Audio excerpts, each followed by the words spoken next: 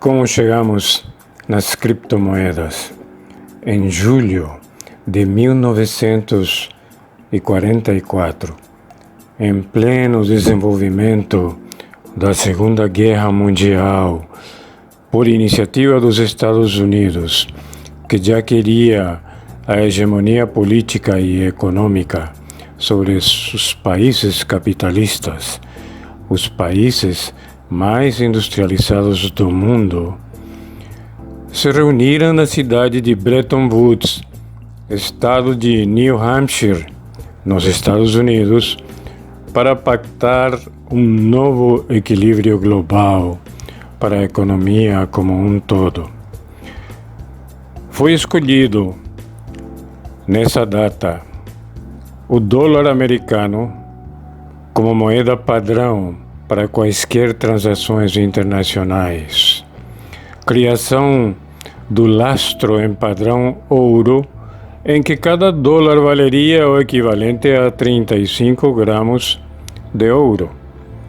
O que não foi escrito no acordo é que os Estados Unidos convenceram aos países capitalistas a guardar seu ouro nos Estados Unidos fisicamente, por ser mais seguro, de acordo com eles, naquele momento do panorama de guerra mundial.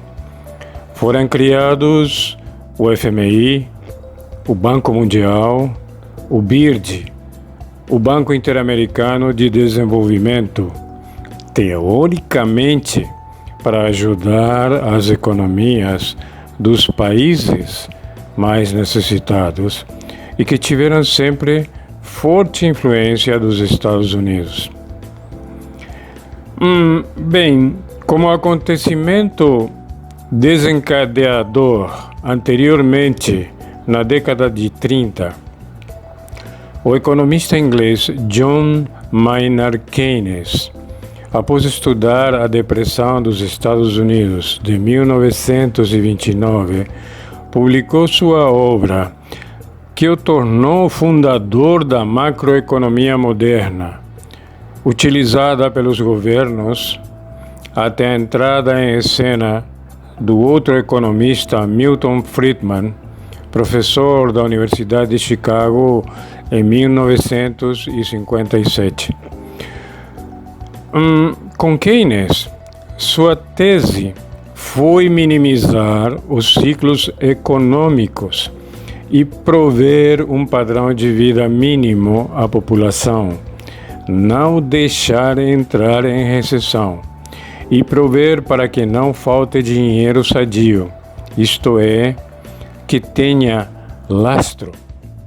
Bom, após a Segunda Guerra Mundial, os Estados Unidos adaptaram a obra de Keynes e se propôs ajudar a Europa a se recuperar com o Plano Marshall, controlando a economia europeia e se tornando de fato hegemônico no mundo capitalista, e obrigou, adicionalmente com os aliados, a que a Alemanha pagasse as dívidas de guerra.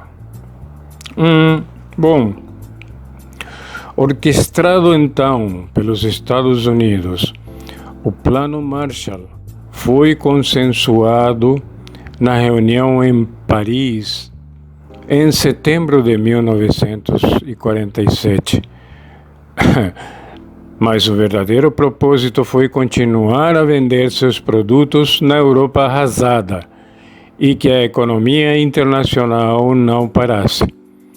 Em paralelo, politicamente e supostamente para defender a democracia, já que a União Soviética com Stalin não aceitou participar, mas 16 países europeus aceitaram, com resultados muito positivos de recuperação das economias.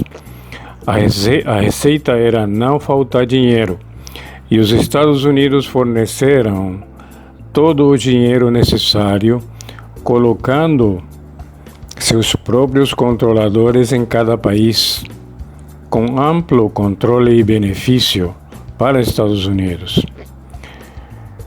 O acordo de Bretton Woods terminou em 1971 e Nixon foi à Arábia Saudita em 1972, onde acordou a venda de petróleo somente em dólar norte-americano, contra a proteção de qualquer ameaça externa para a Arábia Saudita.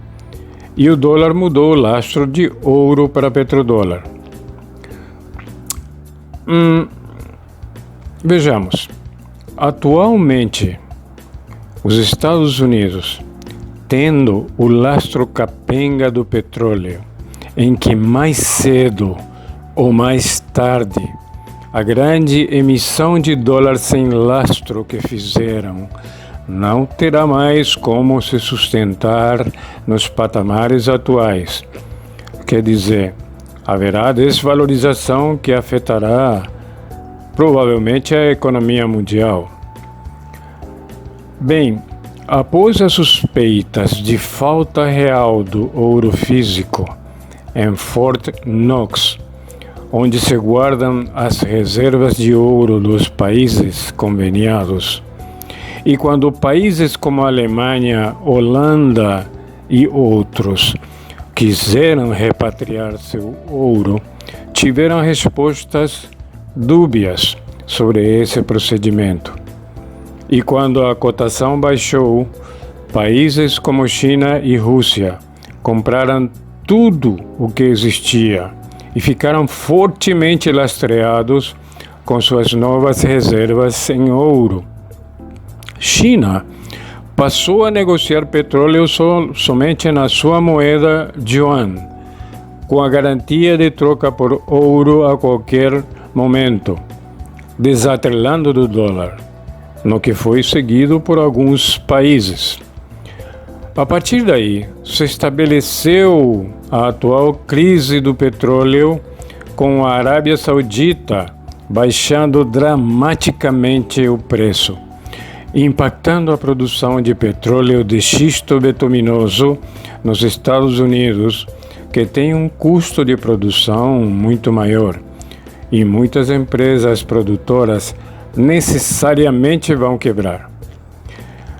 Bom, este é o cenário onde o dólar vai deixando de ter hegemonia, com possível quebra da economia mundial, muito dependente dos bancos, que terão sua credibilidade abalada por falta de lastro, sendo emissores de simples papel para alavancar os negócios.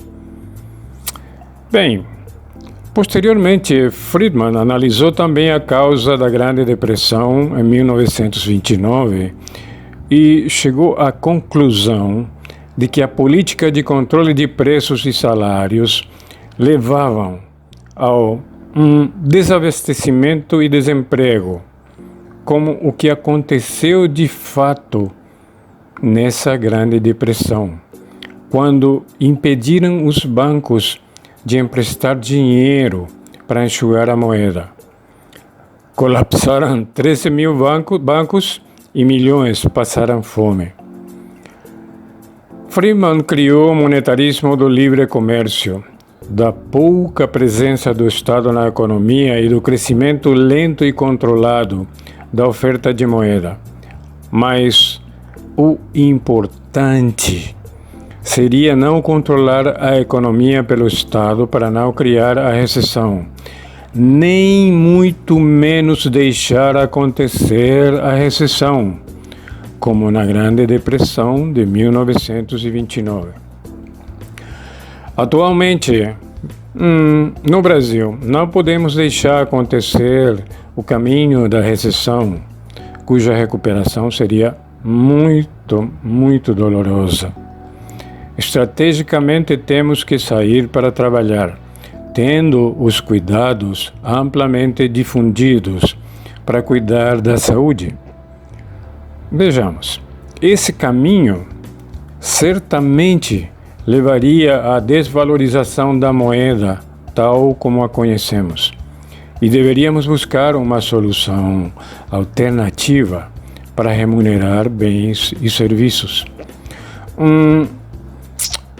Bom, com o dólar em perigo neste momento e devido ao sucesso principalmente do Bitcoin, com sua mineração, isto é, recebimento de benefícios espalhado por transações físicas de trabalho e agora de participação em milhares de computadores, fora do alcance dos bancos, os Estados Unidos vão lançar sua criptomoeda nacional para atrair o mundo inteiro na sua plataforma de controle.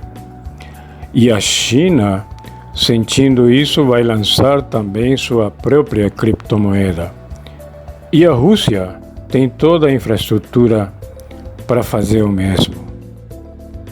Então, a linha de raciocínio para ter uma moeda diferente, que não passasse pelo controle dos bancos, para substituir a moeda papel como o dólar, tem muito fundamento.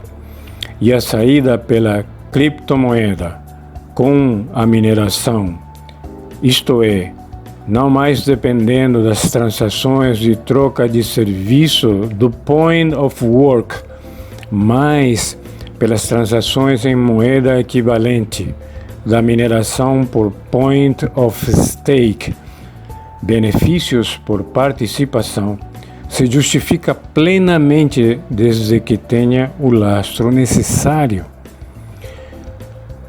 Muito bem.